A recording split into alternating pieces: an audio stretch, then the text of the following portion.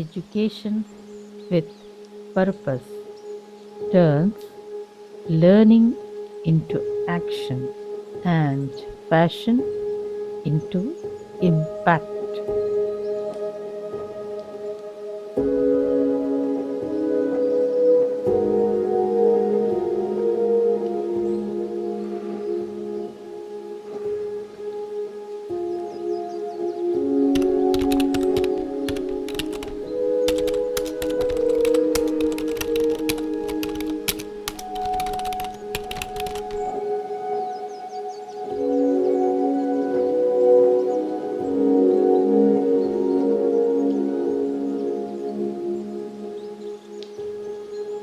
Anant National University proudly announces the appointment of Dr. Rajendra Singh, renowned worldwide as the Waterman of India, as its inaugural Professor of Practice in Community Leadership in Environmental Design.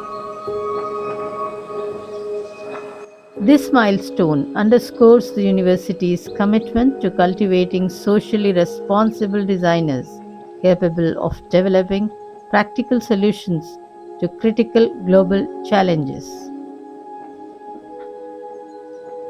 To commemorate Dr. Singh's appointment, Dr. Anunaya Chaube, Provost of Anant National University, announced the launch of the Anant Center for Indigenous Knowledge Systems and Practices, with Dr. Singh as its inaugural chair. This center aims to document and revive India's diverse indigenous knowledge systems, including Bhavan Nirman, that is, traditional construction methods, agricultural practices, and water conservation techniques that are either in practice or at risk of extinction.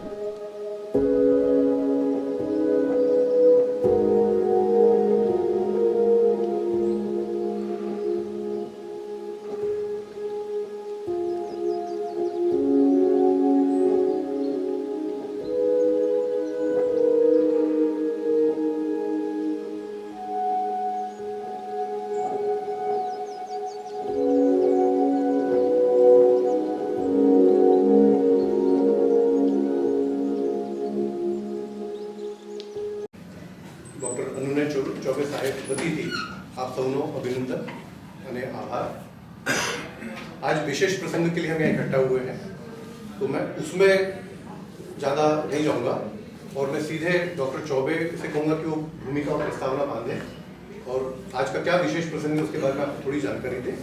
फिर उसके बाद हमारे साथ doctor Rajendra Singh है ही, आप सभी उनसे परिचित हैं, और फिर आपकी जो भी कुछ प्रश्न वगैरह होंगे आप उनको डेफिनेटली पूछिए। और डॉक्टर सिंह और डॉक्टर चौबे जो है, भाषा उनके लिए कोई दिक्कत नहीं है, तो आप अपने सारे सवाल पूछिए और फिर आखिरी में हम एक राउंड ऑफ इंट्रोडक्शन रखेंगे और एक ग्रुप फोटो भी लेंगे। Sir, over to you. Thank you Santosh. तो बहुत बहुत धन्यवाद और अभिनंदन आप लोगों का आने के लिए। तो जिस भाषा में आवश्यकता हो, अंग्रेजी हो या हिंदी हो, उसमें आप आदेश करें, उसी में बातचीत होगी। So I just give you the background और जो the context, because what we are going to discuss primarily is something that is a little unusual.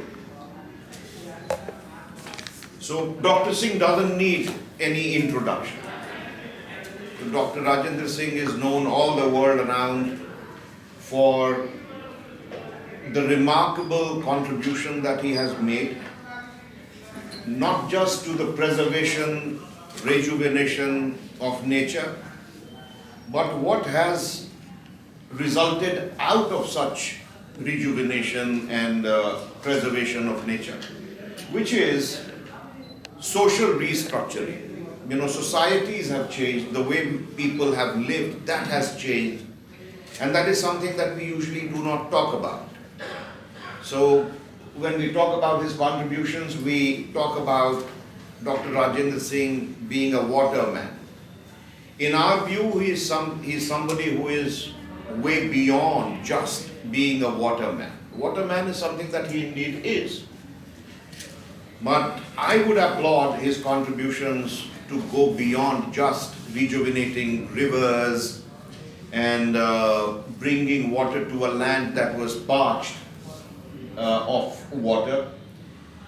What had happened as a result of this was a severe impact that it made on how people would make a living in these regions. You know, with water gone, people could not farm, and that happens to be a region which depends on farming. But when you get water back, then of course, you know, so you give people hope, you restore to them a tool, a means to get back to living a normal life, a happier life, a healthier life. So that is why I say that, you know, what he has done, you know, has become an example of how people, societies, nations should really be living, how they should be respecting our traditional, sustainable practices, integrating it with modern technology in a way that is responsible, redefine what is development, what exactly is meant by development. You know, erecting structures of concrete, I suppose, you know, does not really describe what true development is, because it's not sustainable, it sends back heat and it's certainly damaging to the environment. So we have looked at Dr. Rajendra Singh as an example of a very comprehensive approach to how communities should live, the way of life that communities should follow. A responsible way of life integrating indigenous knowledge systems and practices with modern technology in a responsible way. So that is part one of who he is, and that is how we look at him, not just as a waterman, but bigger than a waterman. Now, the other reality that we are all aware of is that our youngsters today, you know, have become too modern, they have become modernized, and there is a gap in the realities of our culture and the kind of culture that they are imbibing, that they are learning from the exposure that they have to a media that is, in a way, westernized. So there is nothing wrong with westernization, but like I said, the important word here is responsibility. Tagore had once said that learn everything, throw all the windows open, let all the influences come, learn everything that is out there in the world for you to learn. Learn everything, but don't ever forget your roots. Don't get swept away. But I think the reality is that it is happening in a big way, you know, with our youngsters. And these are the youngsters that we describe as being, you know, the dividend that we have demographically. So the demographic dividend, the youngsters. And the youngsters are cut off from our past, from our culture, from culture of real India. And we know, you know, how India divides between the rural, traditional, the deep culture, and the urban and the affluent. There is a world of a difference. So people, you know, in posh Bombay schools, these kids know nothing about how farming is done, what the reality of 80% of India is. How do we fill this gap? Because in 15 years' time, because it's said that by 2040, and Dr. Singh would, I don't know if you would agree with me, but he has been agreeing with me so far. By 2040, you know, the world is going to run out of fresh water. तो नदी का जो पानी है, fresh water जो होता है, वो उसका अंत हो जाएगा. 15 साल दूर है। तो ऐसी परिस्थिति में जब आपके रिसोर्सेस, वो जो साधन हैं जिनका उपयोग करके हम अपना जीवन व्यतीत कर रहे हैं, वो साधन खत्म हो जाएंगे, जैसे जल खत्म हो जाएगा, तो ये नई पीढ़ी क्या करेगी? हम लोग तो थोड़े असहाय हो चुके होंगे तब तक, सारे लोग नहीं भाई आप तो युवा हैं, हम हो जाएगा 15 साल में। ऐसी परिस्थिति में 20 साल में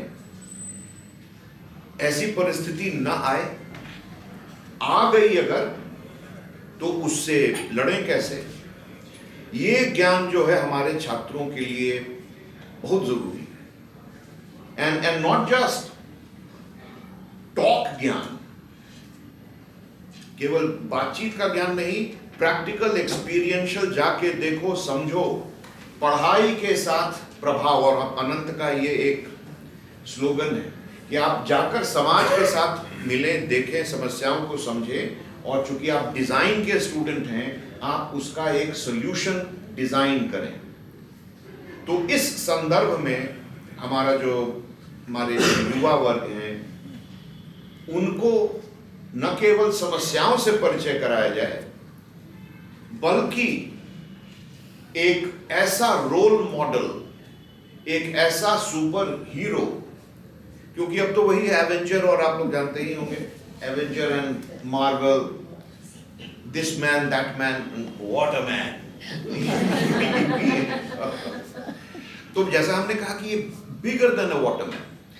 so the younger generation now is in a dire need, I think, is in the need for a role model, for an inspiration, और एक ऐसा inspiration who's going to walk the talk, जिसने ऐसे ही खाली वो नहीं कि हम लोग के जो बातूनी जो होते हैं लोग, जिन्होंने किया कभी कुछ नहीं है मगर वो कुछ भी बोल देंगे, ऐसा रोल मॉडल नहीं। एक ऐसा रोल मॉडल जिसने 5 दशकों से लगातार काम करके सिद्ध किया है कि ऐसा जीवन किस तरह से प्राप्त किया जा सकता है, उसका साधन क्या है, समस्याओं से कैसे लड़ा जाता है, और परिस्थिति कैसे बदली जा सकती है, उसके क्या नुस्खे हैं, उसके क्या तरीके हैं। तो आज के हमारे जो छात्र हैं, उनसे ऐसी चीजों का परिचय हो, उस संदर्भ को देखें, इनके आश्रम में जाएं। तो उसी क्रम में हमने इनसे बात की और इन्होंने मेरी परीक्षा भी ली। इन्होंने कहा कि आश्रम आए, बताएं, और पहाड़ों पर इन्होंने चप्पल पहन के मुझे चलवाया, जिसका अभी भी बहुत आनंद लेते हैं। But although it's difficult to actually say be doing all that climbing with your chappals on पहाड़ों पर, मगर वो कष्ट कुछ नहीं था जो जितनी प्रेरणा जो मिली, और इनका काम और जिस स्केल पर जो काम इन्होंने किया था वो देखकर लगा, सूखी हुई जमीन और बहता हुआ पानी और लहलहाते हुए खेत, तो वो उसी की जरूरत आज हमारे युवा वर्ग को है कि क्या संभव है, दे शुड नो। और फिर पहली बार हिंदुस्तान में किसी संस्थान ने somebody who has been working in the field and has proven so much is being brought, has been invited to come and train and support and inspire the younger generation with the solid backing of the monumental work that he has done. और इन्होंने यही कहा कि देश में अभी जरूरत है युवा वर्ग जो अपरिचित है, which is not familiar with these problems, खेती कैसे होती है, Inorganic compound H2O, that is water. But for you, what is water? To a question as to how Dr. Rajendra Singh, the waterman, defines water, he said, definition of water. Rafat, just give me a second. Yeah. Doctor Choubey और doctor Singh अगर साथ में हो और अनंत का banner होगा तो प्रश्न लगे रहेंगे, वो धारा बहती रहेगी। आखिरी के 2 या 3 सवाल रफत आपके। जी जी। देखो, ये जो पानी है इसको यदि ठीक से समझना है तो पहले सूरज को समझना होगा। सूरज से निकलने वाली रेड हीट, लाल गर्मी, अपना पूरा रास्ता पार करके 3 जगह पे पड़ती है। या तो समुद्र के ऊपर पड़ती है, तो जब समुद्र के ऊपर पड़ती है तो समुद्र के खारे पानी को डीसैलिनेट करके H2O गैस में बदल देती है। उसको हम भारतीय लोग बादल कहते हैं, कहीं कहीं क्लाउड कहते हैं। तो वो हुआ बादल, वो गैस है H2O, लेकिन उस गैस को बनाया है सूरज ने समुद्र के खारे पानी को डीसैलिनेट करके। दूसरी एक गैस होती है, जब सूरज की किरणें, वही लाल गर्मी जंगल के ऊपर पड़ती है तो जंगल में 150 फीट ऊंचे पेड़ों की पत्तियां धरती से पानी को बिना किसी इलेक्ट्रिसिटी के ऊपर टॉप पे लेके चली जाती है। उसको कहते हैं ट्रांस एवोपरेशन। तो ये हुआ समुद्र में एवोपरेशन, जिसमें से इनका बादल बन गया। और दूसरा हुआ ट्रांस एवोपरेशन, वो फॉरेस्ट में, उसमें O2 का लेवल ज्यादा होता है, इसमें H का लेवल ज्यादा होता है जब समुद्र से वो गैस बन के गया। तो जब ये दोनों तरह की अपनी हीट है, समुद्र से आने वाली भी और जो जंगल से निकली है वो भी, ये दोनों हीट जब मिलती हैं, वो बादल जब वहां आता है तो वो जो जंगल में से जो ट्रांस एवोपरेशन ने थोड़ा नमी की है, थोड़ी आर्द्रता की है, थोड़ा टेम्परेचर को बदला है, ये दोनों मिल जाते हैं और ये दोनों मिलके एक साथ डिस्चार्ज होते हैं, एक साथ सेम टाइम। उसको कहते हैं हम रेन, वर्षा। तो वो हुआ वर्षा जल। वो वर्षा जल जब वहां से ऊपर से बह के धरती पे आता है, मिट्टी में आता है, वो पानी बन जाता है।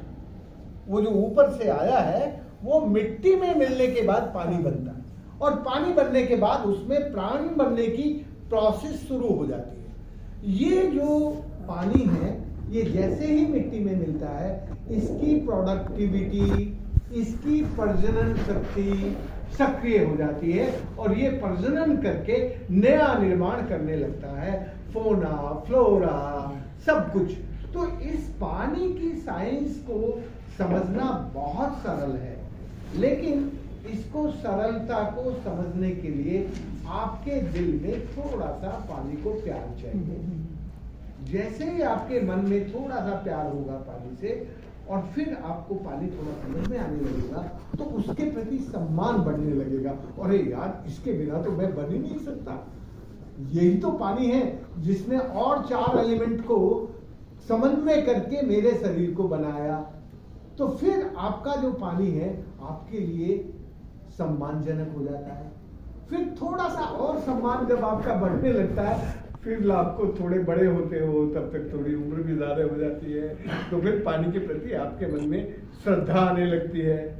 तो ये एक प्रोसेस है, प्यार, सम्मान, श्रद्धा, और श्रद्धा के बाद अंत में जब हम जाने लगते हैं इस दुनिया से, तब भक्ति भाव आता है पानी के प्रति।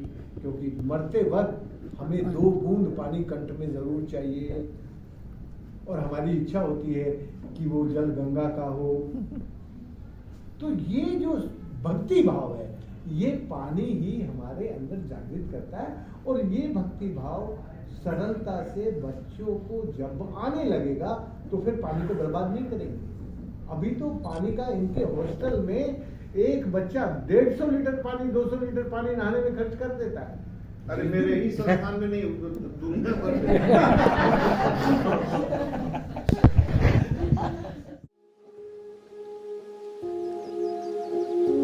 Hope you liked our video.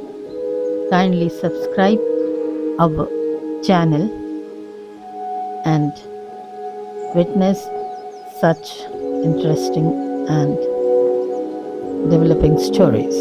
Thank you.